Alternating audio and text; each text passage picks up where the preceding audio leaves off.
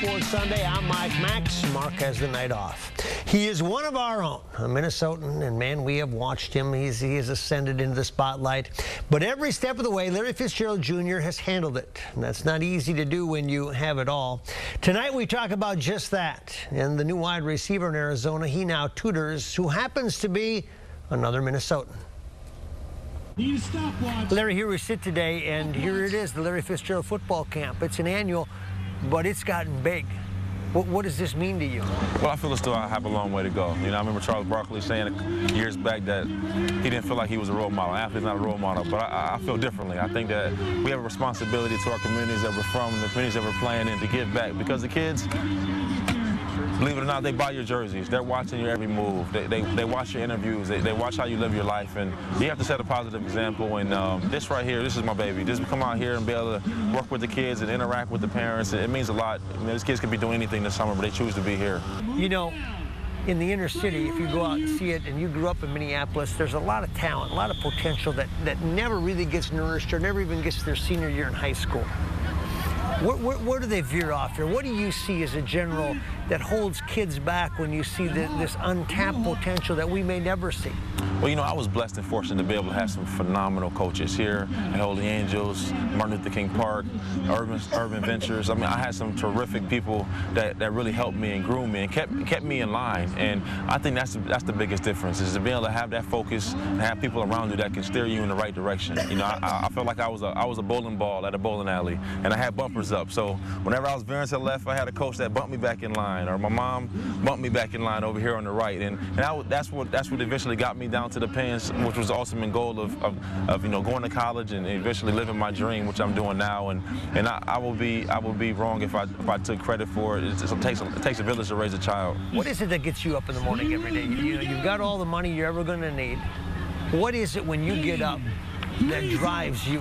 And you know, you watch ESPN and start ESPN, and it has the clips of all the championships. Eli Manning holding that trophy up, or LeBron James holding that trophy up, or the LA Kings hoisting the Stanley Cup.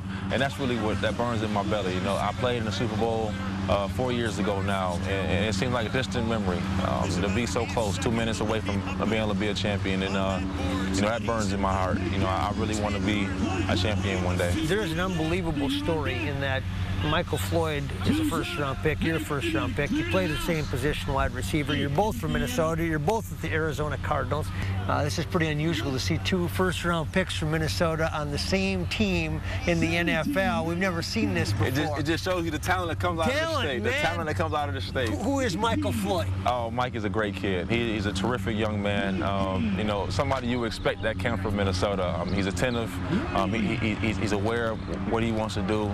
He's got big goals. He has the ability to make it happen. I really noticed his willingness and eagerness to learn. He asks questions. He's not afraid to go out there and compete. And I just can't wait to see him out there on Sundays. I know he's going to be a phenomenal talent. At some point in time, I know you want the Super Bowl ring and all those things, but some of that you can control, some you can't. What do you want your legacy to be? What is it people need to know about you? I just want to be somebody that, when you say Larry Fitzgerald, a guy that was respected in this community, somebody that cared more about others than he cared about himself, somebody that was dedicated to helping people, and no matter what the walk of life, athletes in the classroom, doesn't matter. You know, I feel as though God has given me an ability and a platform to go out there and perform, but it wasn't just for athletics. It was for much more than that. To set an example for the youth coming behind me and try to help a few people along the way. Speaking of which, Fitzgerald spent yesterday in Chicago playing a charity softball game put on by former Viking quarterback Donovan McNabb. Remember him? The event raises money to bring awareness for people of all ages affected by diabetes. A number of current and former NFL players participated in the event. Well, he was a football player in the NFL, but that is a small part of his story. John Schlecht grew up in White Bear Lake, a gritty defensive tackle for the Gophers before the NFL. What he's doing now, he does with his girlfriend. And it might surprise you a bit. John Schlecht was a hard-working walk-on who made a name as a starter for the Gophers when Glenn Mason had the program on the rise. It was a lot of work. It was Coach Mason's first year. I was actually a walk-on, so I had to prove myself. So that was an interesting experience. He went on to play in the NFL until a knee injury claimed his career. You're always kind of fighting for your job. Nobody's guaranteed anything really, especially in football. But it was a great experience. You know, living a life like that, playing football for a living is a lot of fun. He returned to Minnesota and found another calling for his body. He is a bodybuilder and trainer. He competes at this craft, a hobby turned occupation. It requires absolute dedication, you know, commitment to excellence, and it's a 24/7 thing, just like pro sports or playing at a high level in, you know, sport anywhere in any sport. But the thing that I like about it most is it's just a competition with yourself. He's got a partner in this endeavor, his girlfriend, Casey Shepard. Like John, a college athlete, her sport was basketball. In fact, it is an athlete's point of view that they take on this subjective sport. We're very, very similar in a lot of different ways in our mindset of how we're motivated and what we believe and how we, you know, train our clients, and, you know, it works well with us, you know, and how we train and how we think. Because just like sports, it's all about force production.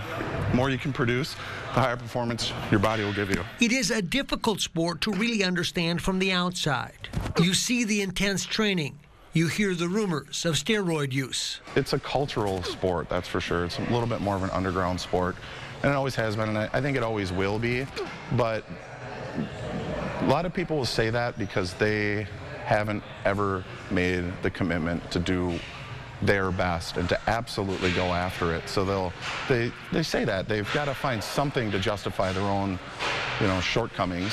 And yeah, is it in the sport? Absolutely. It's in every sport. These two have bonded through the competition, the preparation. You sense you need to be a bodybuilder to understand a bodybuilder. I am a true athlete, and that's how he trains people, and it's about performance, and I enjoy that. It's all worth it. It's like climbing a mountain. You know, it's tough getting to the top, but when you're at the top and you look down, it's absolutely, oh yeah. Yeah, and you want to tell other people, come on.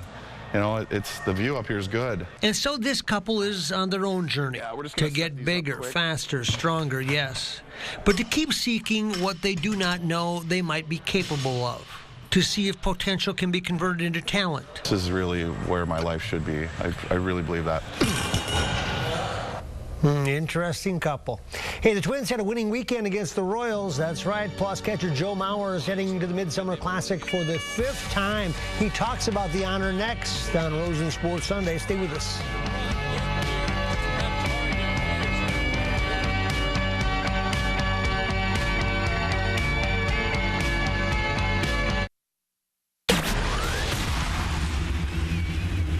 Welcome back to Sports Sunday. The Twins finished their weekend series against Kansas City with a 10-8 win this afternoon at Target Field. They took 3 or 4 from the Royals. They also found out today that catcher Joe Mauer will be the team's lone representative in the upcoming All-Star game in Kansas City. It'll be Mauer's first appearance in the Midsummer Classic since 2010. He was voted in as a reserve. Mauer's happy to be going back. Well, you try to soak it all in, you know, but it's so crazy. The 2 days, you know, they got you running from one thing to the next. But, you know, I think the biggest thing is just being in that, on that field when, you know, the first pitch goes and you're out there with the best players in the game. So that's always a good feeling, and that's why you play the game, is to compete against the best. In case you missed it yesterday, Brian Dozier hit one of the more unique singles I've ever seen. The ball defies physics and spins fouls and then goes fair. It's an infield single that actually scored Ryan Doumit all the way from second base. Wow. The Royals catcher doesn't cover home. He didn't know what to do. Well, how would you know what to do when no one's seen a ball hit like that before? Hey, tomorrow, Zach Parisi will find out where he goes, perhaps as a free agent, while still in the bidding. I'll be on CCO Radio at 6:15 tomorrow night. See you then. Good night, everybody.